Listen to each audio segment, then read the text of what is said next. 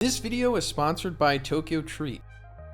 Alright, so we got a really interesting chapter here. There's a few things I want to talk about, some major reveals that I had no idea were coming. And also guys, can you please subscribe if you haven't already? A lot of you watch my videos, but you don't subscribe, and I completely understand that. It's all good, but if you just needed a reminder, here you go. My percentage used to be closer to 50-50, and if you guys can help me get back to that point, that would be awesome. But anyway, we're coming off of Saitama successfully quote-unquote defeating Tatsumaki, I guess you can say, or just convincing her to simply be a better person. And he's coming back to his apartment and he's seeing his 3 A-class hero neighbors there, Forte, Chain and Toad, and Butterfly DX. And Forte suddenly has like a 180 in his personality. He's even taking off his glasses and his beanie. Like, we haven't even seen this in the webcomic. Like, this is the first reveal of what he looks like. And he's just, you know, completely pandering to Saitama, being like, hey, you know, you're cool, and if you need anything, just let me know. Let's hang out. All right, bye. And his big personality change is, of course, because he saw Saitama in the midst of his battle against Tatsumaki and realized that he is at the minimum S-class level, if not even beyond that. But this sequence ends with Forte telling Butterfly DX and Chain and Toad, like, hey, better make sure to take good care of that dog too. Let's get Saitama on our side. And it's coming back to me questioning, what is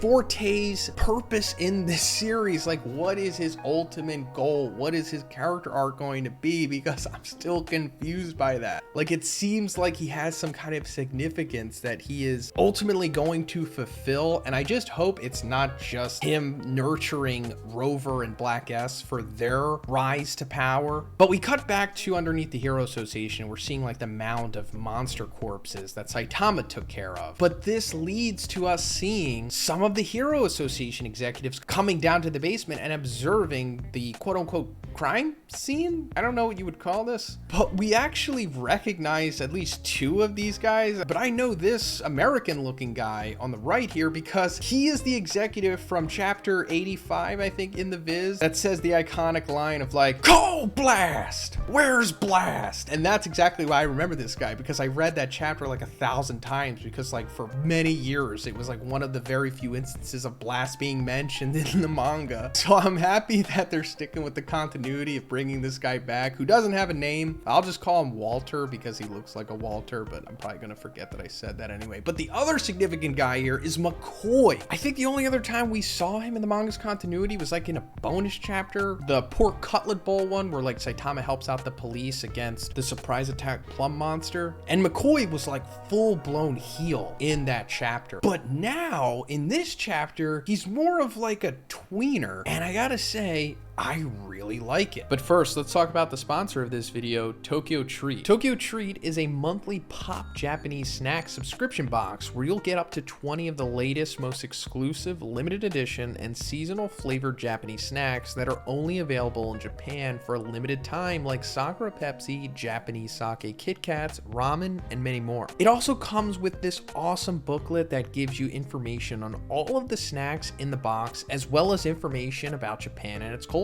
This month's box is Sakura Starlight Snack Fest. Spring is almost over in Japan, but you can still get a taste of the Sakura season from the comfort of your home. This month, Tokyo Treat and Sakurako are inviting you to join in on the Yozakura experience, which is the Japanese tradition of viewing cherry blossoms at night. The beautifully designed cherry blossom box contains exclusive and seasonal snacks that won't be available once spring is over. You can treat yourself to Picola Sakura Matcha and Sakura Cherry Boucher from Tokyo Treat. I tried the wasabi potato snack, and this is just as good as I thought it was going to be. I love that wasabi flavor. I also had to try this Kobe sparkling apple juice, and of course I'm going to pour it in my Sakurako tea glass that we got in the Sakurako box this month. And this is just so refreshing, light, flavorful. And of course we have to try the special Kit Kats that we get every month with Tokyo Treat, and this month is banana caramel. And these 2 flavors are some of my favorite just in general. So that means that, yeah, these are immaculate. So guys, if you're interested in getting your very own Tokyo Treat box, please check out the link in the description and make sure you use my code Zhoniin. That way you'll get $5 off your very first box. Thanks, guys. But anyway, when they come down, they immediately get exposed by eyelashes. And he's like, there's no way you association executives came all the way out here for something. but don't have any idea who Tsukuyomi is. And of course they play it off, act like they don't know who that is, but clearly they do, because they were ready to sell Psychos to Tsukuyomi. And then after this, Gearspur enters the conversation, and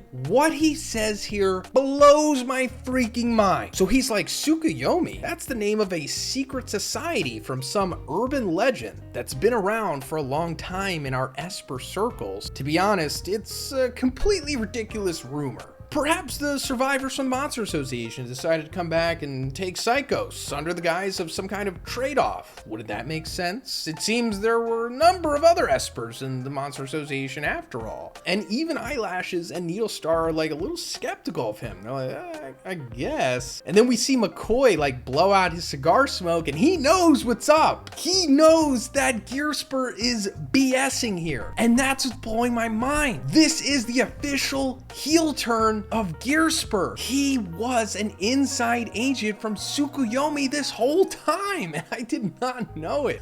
He came across as like a straightforward babyface for the longest time, but no. And we speculated before that he was at least a result of the experimentation of Tsukuyomi. And I thought maybe, you know, he was resentful of them, or maybe didn't know what they did and kind of just wasn't still affiliated with them. I even speculated that he was maybe Apollo's brother, and I do think that's all true. He is with Tsukuyomi, and he is one of Tsukuyomi's inside men, inside of the Hero Association here. But not only that, we also talked about the helmet that he is wearing. My opinion, this is tied to the organization. So that means that Gearspur is tied to 2 of the 3 paths of God. So this guy, kind of a significant villain, hiding in plain sight, just like Drive Knight. But anyway, Fubuki comes down and starts talking to McCoy, and she says to McCoy that to think you would be secretly taking care of demon level monsters underground, ones that weren't even on the containment list. What's going on here? He's like, well, the monsters were being used for the implementation of a top secret weapon that Metal Knight has been developing. And that is true. That's the original intended purpose for the monsters being down there. However, we also find out what it's also being used for, which Metal Knight is also aware of, but he doesn't condone it. We found this out from the Squadron bonus chapter, because Fubuki says, what exactly then is this evidence I have here of you trying to trade those monsters off to an outside organization for a huge sum of money? Now, this isn't exactly what was happening in the Squadron bonus chapter. It was other executives who were selling off monsters for like black market stuff. But this, while similar, is different because the organization, quote unquote, that McCoy is selling these monsters to is not yet revealed. We will know eventually. Actually, I don't even think it's been fully revealed in the webcomic, but in my opinion, the organization that he is selling these monsters to is the freaking organization. You know, the cyborg dudes. And I can't go too much into that, but soon you'll realize that they have been pulling the strings on a lot of things. And Fubuki's like, well, it would be a huge scandal if this went public, right? And McCoy's like, all right, what is it you want? And long story short, Fubuki just wants to cover up what Tatsumaki has done here. Absolve her of her wrongdoing in the eyes of the public and the Hero Association, because she did have a meltdown and was like a serious liability, not only to the Hero Association, but also to human existence. And now that she's, you know, calmed down and had a soft character arc via Saitama defeating her, Fubuki's like, you know, let's just cover this up. Let's regain her face in the public by just having all of these corpses spread over the craters outside, and then just tell the public that Tatsumaki was fighting all of these demon monsters that just coincidentally grouped together to attack the Hero Association. And then I won't have to leak that you were selling these monsters to another organization. And McCoy's like,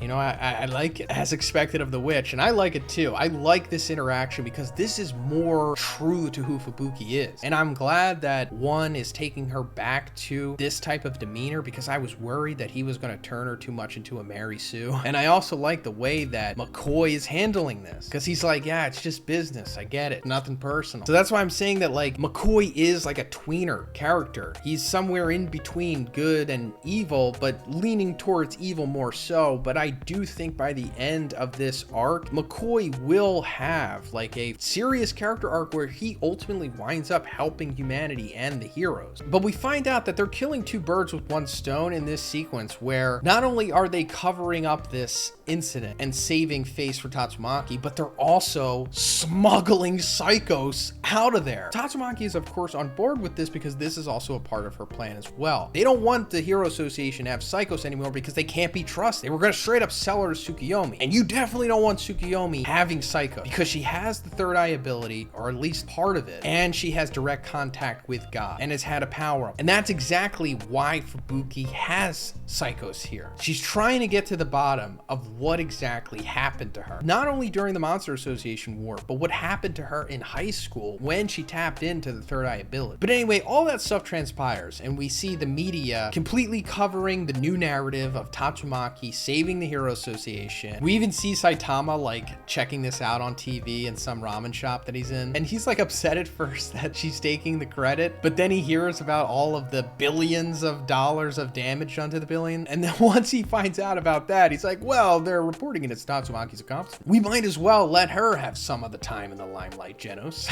And then Genos of course eats this up. Then we come to the final page of the chapter and we see Child Emperor discovering everything that we just talked about, how everything is being covered up and everything is a fraud. And this is going to be a snowball effect that is going to change the story forever, like what this ultimately leads to. And I cannot wait for it to play out in the manga. Let me know what you think about this, guys, in the comments. And if you like the video, guys, please give it a like and please subscribe if you haven't already. Have a great day. I'll see you in the next one.